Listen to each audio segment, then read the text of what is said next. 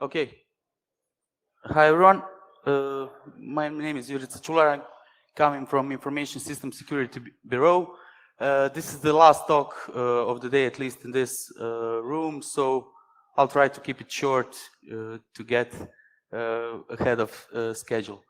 I'll be talking about NIS Directive. If you were the part of the round table, there was a question about it, and I believe half of the room raised their hand if they ever heard of this directive. It's a legal issue, but it has a bunch of technical elements inside, and I will try to keep it on a technical level. So a year ago, August 2016, EU Commission, after 2 or 3 years of preparation, finally announced NIS Directive, which is kind of first EU cybersecurity strategy. We talked today about GDPR, and we have to make a distinction between directive and regulation. A lot of people confuse those points, and it's very important to distinguish them. So GDPR is a regulation that was established by European Commission. It was translated to all the, let's say, member state languages, and all countries, member states, need to adopt that regulation. So member state has no effect on changing this regulation, it just has to adopt it. Directive is something different. EU Commission or the European Union gives you the framework or the guidelines on how to establish your legal framework, and it's up to member state to develop it. This allows state to, let's say, bend or interpret the rules from the directive from their point of view, but directive is, if you read it, it is really concrete, and it specifies all the important things that the country needs to do. Okay, so NIS Directive is Network Information Security Directive. It's actually called the new EU Cybersecurity Strategy, and on a federation level globally, this is the first strategy on such big scope. United States or Asian federations don't have such unique strategy. This is why the EU, from this point of view, is supposed to be ahead of the rest of the world, but we'll see how this works. Directive will be mandatory for all EU states, but will not be mandatory for all the companies. So small enterprises are excused from applying to this directive. And what's actually in the focus of the directive is the critical infrastructure or essential services, as they call this term in the directive. Critical infrastructure has been a buzzword for like 10 years, and it has become buzzword in cyber world for similar period of time. Why do we care about that? The problem are vulnerabilities. So you can all recognize the phone on the picture. It was created in this century. It's created in a way that you are allowed to update this device in case vulnerabilities are discovered. And this is all automatic process. But what do we do with things like this? These were developed like 50 years ago. They were not intended to be connected to internet, not to be used remotely, but business requires today to operate these facilities over the internet. And how do you patch vulnerabilities on these things? One big problem when we talk about critical infrastructure and critical information infrastructure is the confusion. Critical infrastructure is very often regarded as a part of critical infrastructure, as one sector.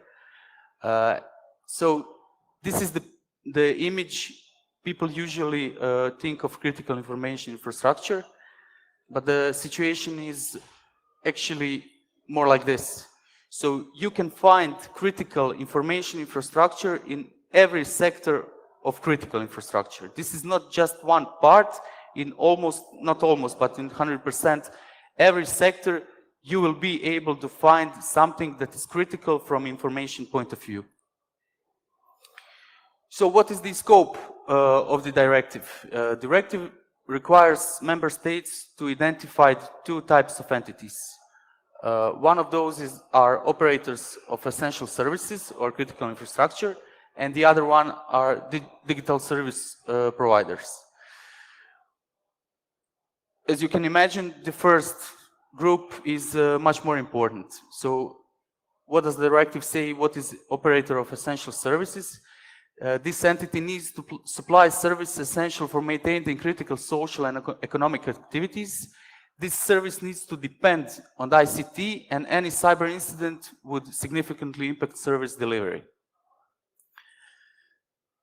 We will see later about digital service providers, but for the DSPs, directive didn't exclusively say who they actually are. They just said they should be recognized within these sectors. So there are 7 sectors of operators of, this is the wrong name. So there are 7 sectors: energetics, transportation, banking, financial markets, infrastructure, health, water supply, and digital infrastructure. So as you can see, these are really broad terms, and you couldn't recognize who actually these entities are just from seeing this list. So the crucial problem for the starters will be how to identify what's actually critical. My organization, ISSB, started this process like 2 years ago when we adopted the strategy. And at this moment, Croatia has 11 sectors of critical infrastructure compared to 7 sectors of operators of essential services from the directives. Mapping is fully possible, so all our sectors could be mapped to this directive. What is required from us at this first stage is create the list of the companies, entities who will be operators of essential services. So how do we plan to do this? This is the methodology we developed 2 years ago, which we plan to use in identifying critical information infrastructure. As you can see, we are using 2 sets of criteria. One is national criteria and one is sectoral criteria. National criteria are applied to all, possible to apply for every sector, and sectoral criteria are specific just for one sector. We decided to use this way because if we used only national criteria, we would not granulate these services enough. And the last criteria is, of course, that the service that will be recognized as critical needs to use IT to be recognized as critical information infrastructure. So actually we developed the methodology 2 years ago when we haven't seen the directive yet, and directive actually fully complies with this methodology. All the criteria we decided to use are mentioned within the directive. What are the expectations from directive? What do we actually need to do? Member states, I'm talking from the perspective of the government, we need to establish sectoral authorities. For each sector, you need to say, this organization is let's say, in charge, is your regulator, is your sectoral authority. You need to have a single point of contact, which will inform European Commission in case there is an incident or in case Croatia changes anything regarding the laws. Member state is required to have the cyber strategy. At this point, this is the only thing we have checked. And very important part, especially for my organization, is that for each sector, our new law needs to say This is the third organization that is in charge of dealing incidents with your sector. A special part of the directive is, let's say, talking about incident reporting. Main focus is to exchange information between member states. So directive says that incidents need to be reported without delay, and it's expected to do so in 24 to 72 hours. Second part, after we identify the operators of our essential services, our new legislation needs to create concrete requirements what these operators need to do. So it will not be enough just to say, okay, you need to comply with ISO 27 or any other standard. You will have to, we will have to develop the new list of requirements that will be obligatory for all the operators of essential services. Directive is not very clear on this part. So it very often uses the terminology state of the art.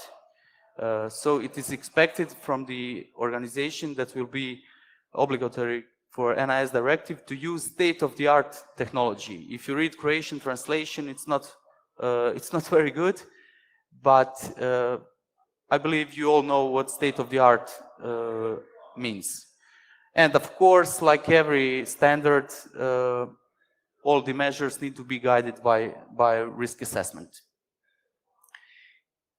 Other important parts that will be actually a major change in, I would say, our cybersecurity landscape, that our new legislation imposes audit. So government will be allowed to perform audit on all operators of essential services. They can have internal, they can have external audit, like banking system has at the moment, but government will be asked to perform audit on a regular basis. Of course, when you have audit, you have the penalties. This is also mandatory from the directive point of view, and they are required to be efficient, proportional, and deterring. These amounts of 10 million euros or 2% of annual revenue are just recommendations. So this is the part we can, let's say, bend the rules and have these amounts lower. Important thing about the penalties that if you are breached, if you are a victim of a cyber attack, it's not directive's purpose to penalize situation when you became a victim. What will be penalized is the situation in which you have been breached and you had no chance to recognize that something happened on your network. So if something happened and you didn't have that state-of-the-art equipment organization, in that case, you will be penalized. So these are some important dates. As I said, the directive was enforced a year ago. In February this year, two groups from the NIS Directive started working. This is a cooperation group that is working on, let's say, strategic level, helping countries create new legislation. And the CSERT network is a group of national and government certs from every member states who are preparing to create new tools, ways, methodologies to exchange information.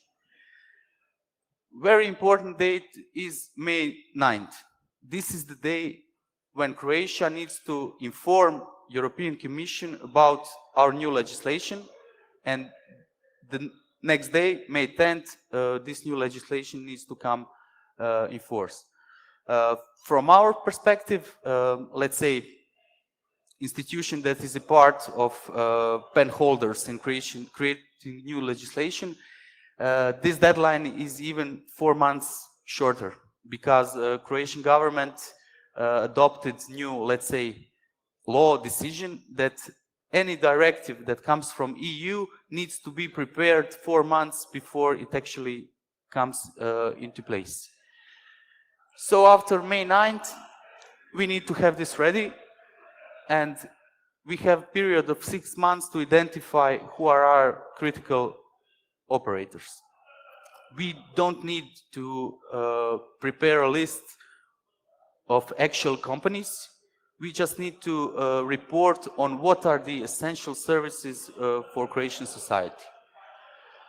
In 2018, European Commission will start controlling how the governments, member states prepare their legislations. And this is not actually official yet, but let's say that the plan of the European Union from 2020 beyond is to broaden this scope. So if this goes fine, it's very likely that these new measures, security measures, will be broadened to not only operators of essential services, but not sure what kind of institution, but the scope will actually be much broader. So this is it in short. We have like less than 6 months to prepare the new legislation. This will create a lot of work for government institutions, but due to measurements that these operators will need to follow, I believe this will create, let's say, economy for many consulting, cyber consulting companies in Croatia. So in short, this is it. If you have any questions, I'm here to answer.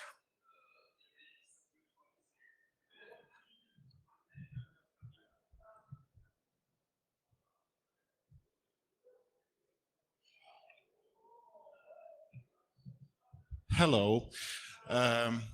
If I may ask, is that state-of-the-art equipment going to appear out of thin air or from the EU, or how?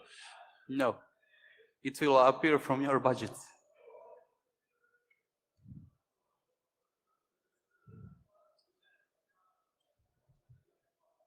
Yeah.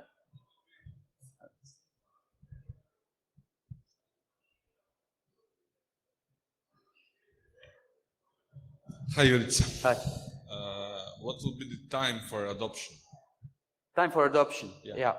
We have some space to, again, bend the rules a bit. So it is required to follow the new measurements once your institution, 6 months after your institution is identified as operator of essential services. But it will be allowed to, let's say, create steps. Let's say, to do it in 3 phases. You need to comply with this during first 6 months, you need to comply with this during first year, and let's say you need to comply with this during the first 2 years. So it's up to member state to decide it, but it will definitely not be allowed to have terms like 10 years or something like that. There will be some grace period.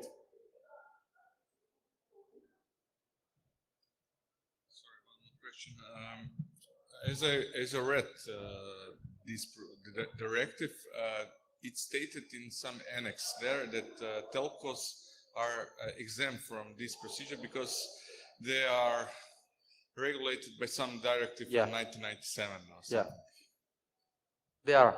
As you saw, they're not on the list of these services. But again, important part will be during this identification process. You need to take into account the, let's say, cascading effect of critical infrastructure. If energy sector, for example, is out, all of the sectors will be out. And I think this applies to your sector as well.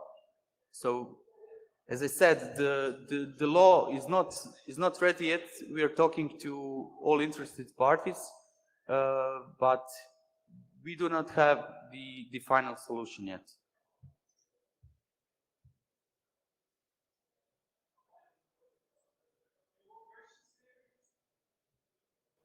Thanks.